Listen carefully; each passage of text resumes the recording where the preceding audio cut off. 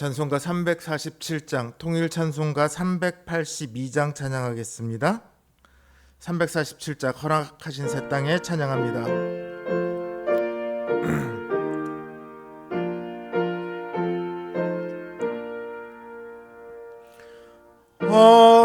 허락하신 새 땅에 들어가려면 마음의 준비 다하여 힘써 일하세. 여호수아 본바다 앞으로 가세. 우리 거할 처소는 주님 품일세. 시험 환난 당해도 낙심 말고서 맘의 걱정 버리고 힘써 일하세. 여호수아 본바다 앞으로 가세.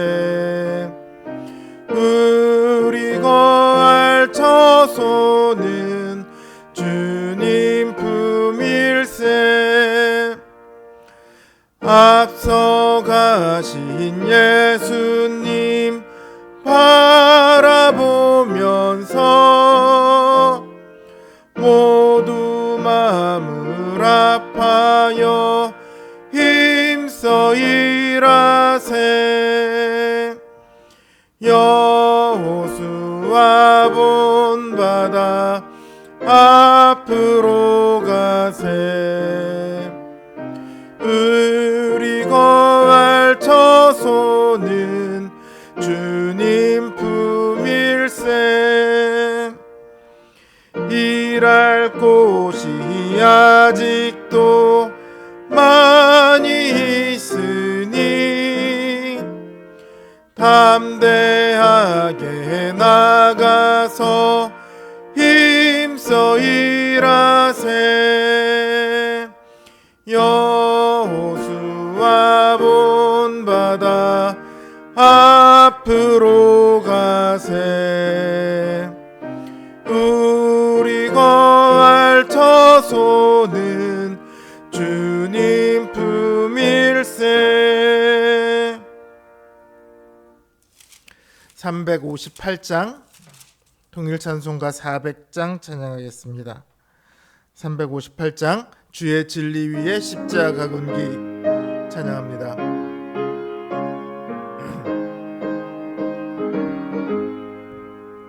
주의 진리 위에 십자가 군기 하늘 높이 들고서 주의 군사 되어 용맹스럽게 찬송하며 나가세. 나가세 나가세. 주 예수만을 위하여 목숨까지도 바치고 싸움터로 나가세. 원수들이 비록 강할지라도 주의 군기 붙잡고 주의 진리 위해 용기 다하여 분발하여 싸우세. 나가세 나가세. 주 예수만을 위하여 목숨까지도 바치고 싸움터로 나가세. 산과 들과 바다 가는 곳마다 주의 군기 날리며 반갑고도 기쁜 승리의 소식 온 세상에 전하세. 나가세 나가세. 주 예수만을 위하여 목숨까지도 바치고 싸움터로 터로 나가세.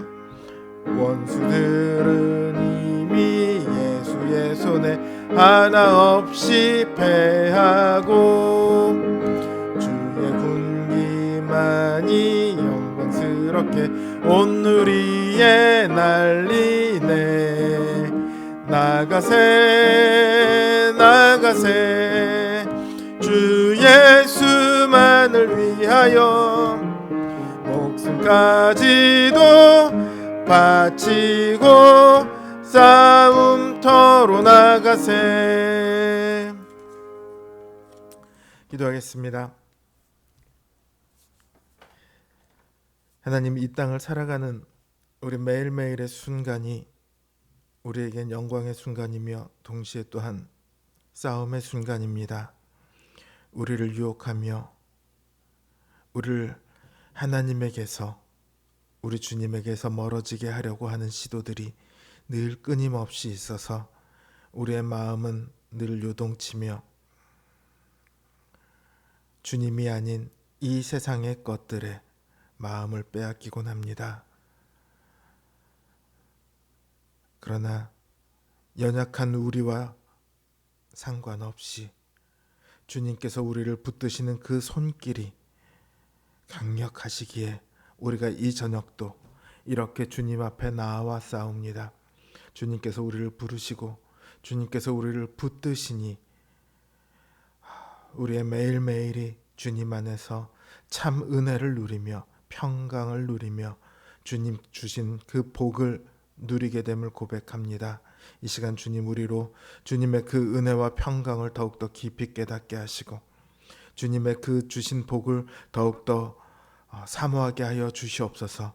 그래서 우리 마음이 더욱 주님께로 향하게 하시고 오직 주님만을 따라가겠노라, 주님만을 섬기노라. 이 시간 다시 한번 믿음의 결단을 내리게 하여 주시옵소서.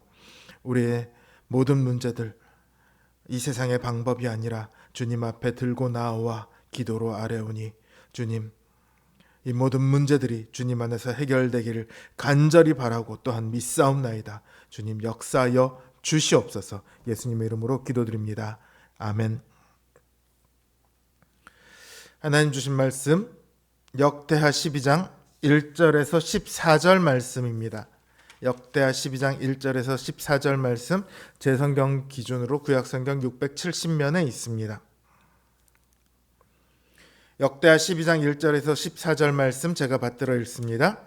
르호밤의 나라가 견고하고 세력이 강해짐에 그가 여호와의 율법을 버리니 온 이스라엘이 본받은지라. 그들이 여호와께 범죄하였으므로 르호보암 왕 제5년에 애굽 왕 시삭이 예루살렘을 치러 올라오니 그에게 병거가 1200대요 마병이 6만 명이며 애굽에서 그와 함께 온 백성 곧 리비아와 숫과 구스 사람이 헤아릴 수 없이 많더라. 시삭이 유다의 견고한 성읍들을 빼앗고 예루살렘에 이르니 그때 유다 방백들이 시삭의 일로 예루살렘에 모였는지라. 선지자 스마야가 르호보암과 방백들에게 나와 이르되 여호와께서 이같이 말씀하시기를 너희가 나를 버렸으므로 나도 너희를 버려 시삭의 손에 넘겼노라 하셨다 한지라. 이에 이스라엘 방백들과 왕이 스스로 겸비하여 이르되 여호와는 의로우시다 하매 여호와께서 그들이 스스로 겸비함을 보신지라. 여호와의 말씀이 스마야에게 임하여 이르시되 그들이 스스로 겸비하였으니 내가 멸하지 아니하고 저희를 조금 구원하여 나의 노를 시삭의 손을 통하여 예루살렘에 쏟지 아니하리라. 그러나 그들이 시삭의 종이 되어 나를 섬기는 것과 세상 나라들을 섬기는 것이 어떠한지 알게 되리라 하셨더라. 애굽 왕 시삭이 올라와서 예루살렘을 치고 여호와의 전 보물과 왕궁의 보물을 모두 빼앗고 솔로몬이 만든 금 방패도 빼앗은지라. 르호보암 왕이 그 대신에 노수로 방패를 만들어 국문을 지키는 경호 책임자들의 손에 맡기매 왕이 여호와의 전에 들어갈 때마다 경호하는 자가 그 방패를 들고 갔다가 경호실로 도로 가져갔더라. 르호보암이 스스로 겸비하였고 유다의 선한 일도 있으므로 여호와께서 노를 돌이키사 다 멸하지 아니하셨더라. 르호보암 왕은 예루살렘에서 스스로 세력을 굳게 하여 다스리니라. 르호보암이 왕위에 오를 때 나이가 41세라. 예루살렘 곧 여호와께서 이스라엘의 모든 지파 중에서 택하여 그의 이름을 두신 성에서 17년 동안 다스리니라. 르호보암의 어머니의 이름은 나아마요 암몬 여인이더라. 르호보암이 악을 행하였으니 이는 그가 여호와를 구하는 마음을 굳게 하지 아니함이었더라. 아멘. 르호보암이 왕 위에 오르고 3년 동안요 율법을 잘 지킵니다. 성경도 르호보암이 다윗과 솔로몬의 길을 따랐다고 증언하고 있습니다. 그 기간 동안 나라가 견고하고 세력이 강해집니다. 나라가 견고하고 세력이 강해진 것은 분명히 르호보암이 하나님을 잘 섬겼기 때문입니다. 그러나 정작 나라가 견고해지고 세력이 강해지니까요 르호보암이 율법을 버립니다. 율법을 버렸다는 것은 단순히 죄를 지었다, 나쁜 사람이 되었다 이런 의미가 아닙니다. 열왕기상 14장을 보면요 르호보암이 여로보암을 따라서 산당과 우상과 아세라 목상을 세웠다 이렇게 기록하고 있습니다. 한마디로 르호보암은 다른 신을 섬긴 거예요. 우상을 숭배했습니다. 자신을 왕위에 세우시고 나라를 견고하게 하신 그 하나님 여호와를 버리고 다른 신을 섬겼죠. 그 말은 하나님과의 언약을 저버렸으며 더 나아가 언약이 궁극적으로 의미하고 있는 메시아의 구원도 저버린 것이에요. 르호보암이 이렇게 하니까 온 이스라엘이 본받습니다. 백성들은요 왕의 하는 일을 본받습니다. 그래서 왕은 언제나 하나님을 섬기며 언약의 법을 지켜야 합니다. 왕이 그렇게 해도 왕이 선하게 하나님의 말씀을 잘 지켜도 백성들은 따르지 않는 경우가 많이 있습니다. 하물며 왕이 하나님을 버리고 자신 좋을 대로 하는데 백성들이 그걸 왜 안 따르겠습니까? 그나마 왕이 하나님의 법을 지켜 행해야 백성들이 언약 백성의 삶을 살게 될 가능성이 높습니다. 지금 르호보암은 백성들을 우상 숭배로 내모른 거나 마찬가지입니다. 이 일이 오랜 시간에 걸쳐서 이렇게 된 것이 아니에요. 본문을 잘 보면 채 2년도 안 되는 시간에 나라가 타락해 버렸습니다. 타락은요 굉장히 순간에 이루어집니다. 오늘 본문이 직접적으로 말하고 있지 않지만 굳이 르호보암의 어머니를 기록하고 있는 것은요 이 타락에 르호보암의 어머니 암몬 사람 나아마의 역할이 있었다는 것을 말하고 있는 것 같습니다. 이 여인은 솔로몬으로 하여금 암몬의 신인 빌곰을 섬기게 했던 여인입니다. 남편을 타락시켰던 그 여인이 이제 아들까지 타락시켰습니다. 더 나아가 온 이스라엘을 타락하게 만들죠. 하나님께서는 르호보암과 그 백성들의 범죄를 보시고 애굽왕 시삭을 보내서 예루살렘을 치도록 합니다.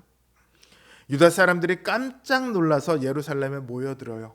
그러자 선지자 스마야가 르호보암과 방백들과 백성들에게 여호와의 말씀을 전합니다. 너희가 나를 버렸으니 나도 너희를 버려 시삭의 손에 붙였노라.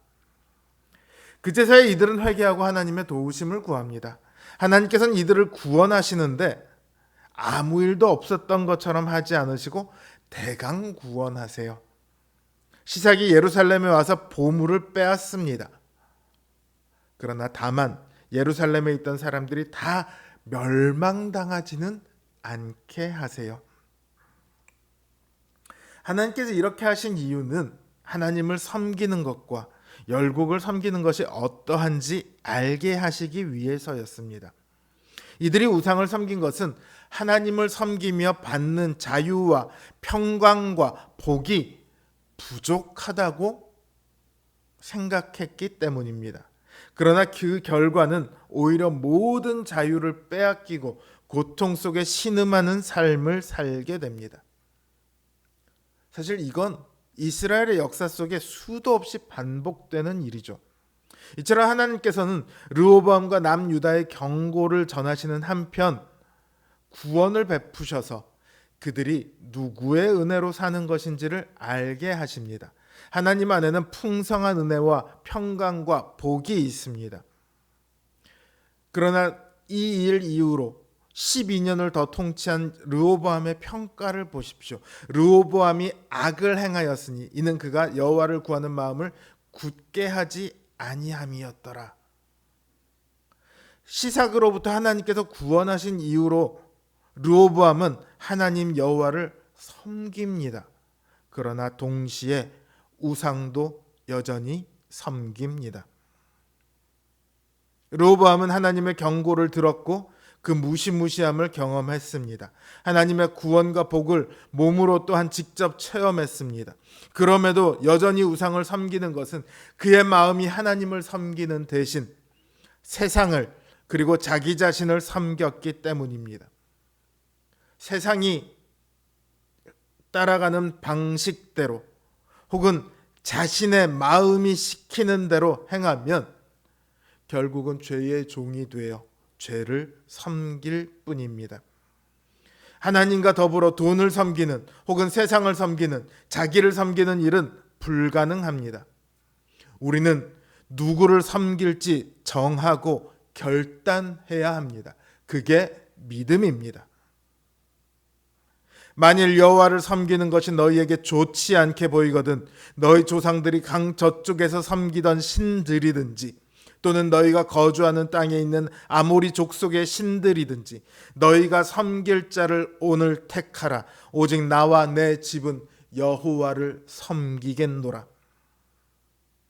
오직 여호와만 섬기겠다던 이 여호수아의 말이 오늘 우리의 고백이 되길 바랍니다.